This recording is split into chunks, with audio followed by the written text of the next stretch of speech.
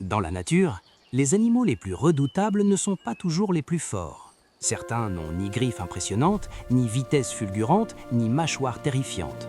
Et pourtant, ils parviennent à détruire des vies entières, sans poursuite, sans combat, sans même attaquer directement.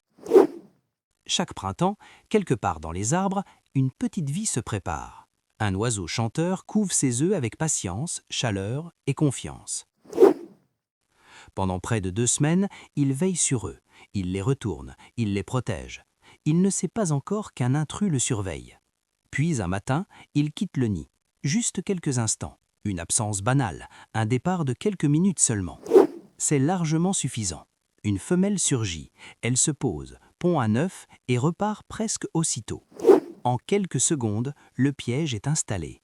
Parmi les œufs du nid, un œuf étranger attend désormais, presque identique, presque invisible. Le parent revient, il ne remarque rien. Il s'installe, il couve, et sans le savoir, il protège celui qui va détruire sa propre nichée. Les jours passent, le nid semble paisible. Tout paraît normal. Mais dans cette coquille étrangère, quelque chose se développe plus vite que les autres.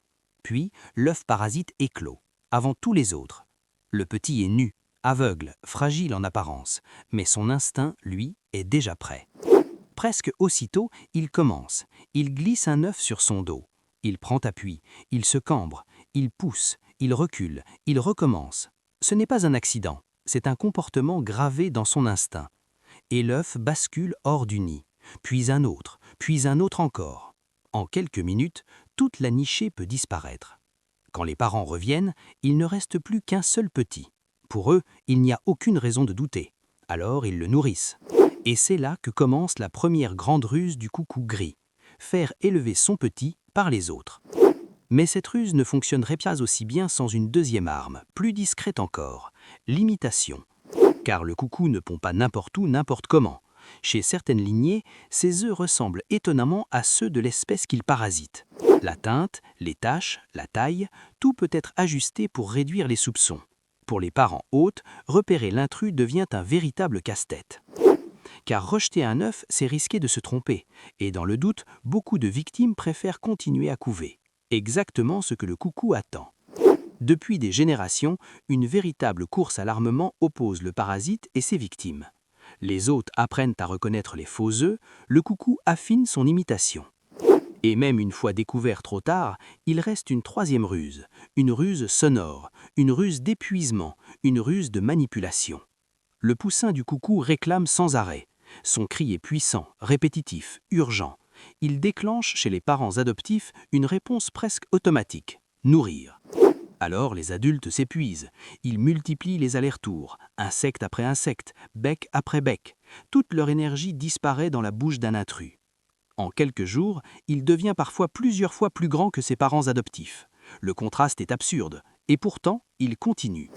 Chez certaines espèces, ces appels sont si insistants qu'ils peuvent même attirer d'autres oiseaux du voisinage, comme si l'intrus manipulait tout le monde.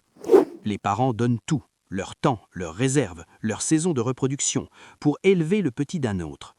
Puis un jour, le jeune parasite est prêt. Il a tout pris, la place, la nourriture, l'attention et parfois la vie de toute la nichée d'origine. Et quand il s'envole enfin, les parents restent là, épuisés. Le nid est vide.